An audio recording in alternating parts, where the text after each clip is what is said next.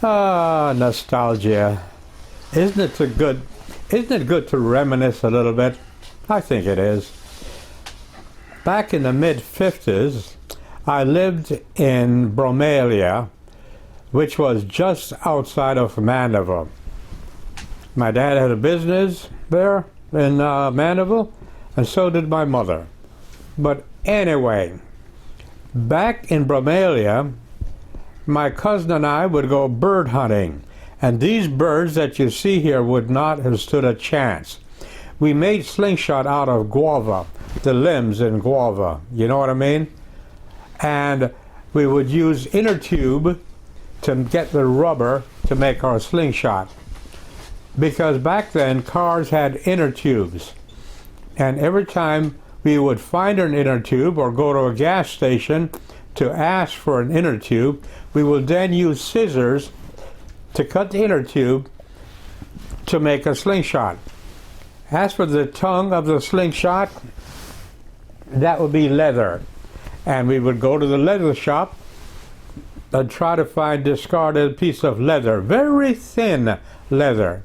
But what I wanted to tell you is that back then, I was about, 13, maybe 14 years old.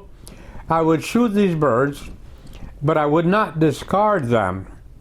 I would take them home, take the feathers off, and I would fry them in coconut oil and then eat them with salt and pepper.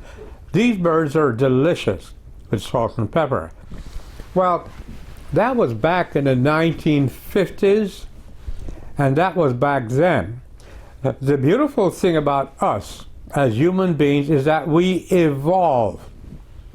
Tires no longer have inner tubes, and tires no longer have carburetors, and we evolve.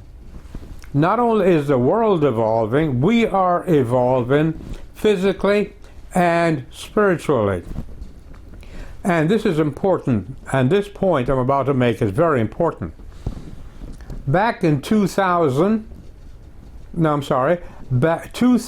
years ago, people would notice that extraterrestrials came down from the heavens.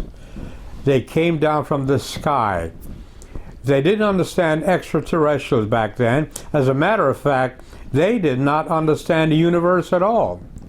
All they understood is what they could see from the Middle East. So they would worship these beings that came out of the sky, came out down from heaven. But now we know better. We know these are extraterrestrials that came down. They cloned mankind to be their slaves. Now we have evolved, and it's time for us to evolve spiritually too. Does that mean that we no longer need to recognize that we are creations? No. What it means is that we have evolved to a point where we can now appreciate what creation is all about. We are one with the world. I no longer shoot these birds because I understand that they are one with nature, as I am one with nature. Would I shoot one of these birds? I don't say I will not or ever shoot one, but I have to be awfully hungry. As it turned out, we have evolved where I no longer have to do that. Isn't that a wonderful thing, evolution? We no longer have to worship these beings from outer space, and I no longer have to shoot these birds.